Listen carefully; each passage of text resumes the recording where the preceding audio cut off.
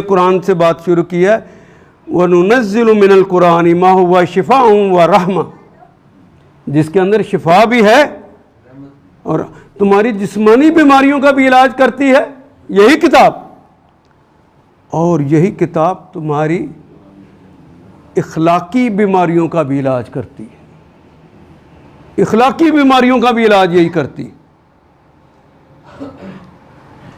اور یہ رحمت ہے مومنین کے لیے، اور کتنی زبردست بات اللہ نے کہا دی، اور یہی کتاب ہے، ظالموں کو خسارے کے علاوہ کچھ نہیں ملتا۔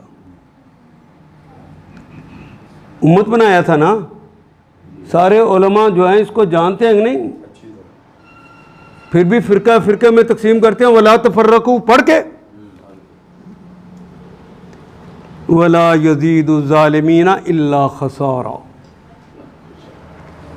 وَإِذَا أَنْعَمْنَا عَلَى الْإِنسَانِ أَعْرَضَ۔ آپ یہاں پہ اگر تشریف لے آئے ہیں نا، آپ نے کوشش کی ہے، لیکن توفیق کس نے بخشی؟ یہ ذہن میں رہے۔ اور اس پہ آ جانے کے بعد یہ ذمہ داری بنتی ہے کہ نہیں بنتی کہ قرآن سے جو سمجھے ہیں دوسروں کو سمجھائیں؟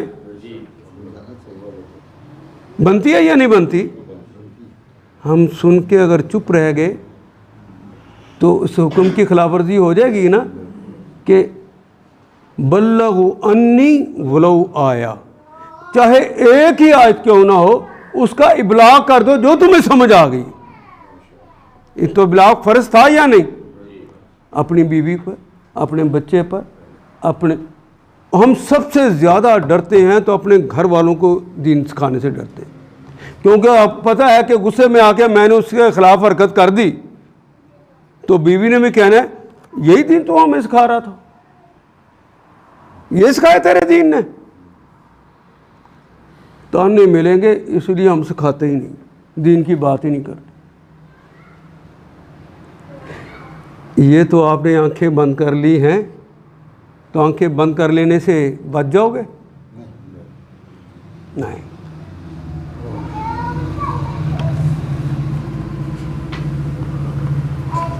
فَرَبُّكُمْ، تمہارا پالنہار، جس طرح اس نے زندگی کو چلانے کے لیے جس چیز کی ضرورت ہے، اتنا لوہا فولاد ہونا چاہیے، اتنی پوٹاشیم ہونی چاہیے، اتنی میگنیشیم ہونی چاہیے، اتنی فاسفورس ہونی چاہیے، اتنی فلاں چیز ہونی چاہیے، وہ کھانوں کے ذریعے آپ کے اندر پہنچاتا ہے یا نہیں پہنچاتا؟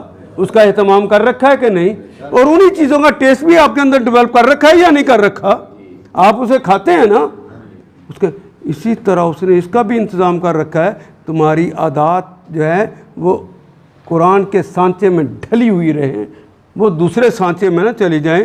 تو اللہ نے اپنے انبیاء کو، رسول کو بھیجا اس کتاب کے ذریعے کہ ان کو اخلاقی بیماریاں لگ رہی ہیں، ان کو بھی شفا ملنی چاہیے، ان پر رحمت ہونی چاہیے، جو جا کے بانٹ کے آؤ، تو انہوں نے بانٹی۔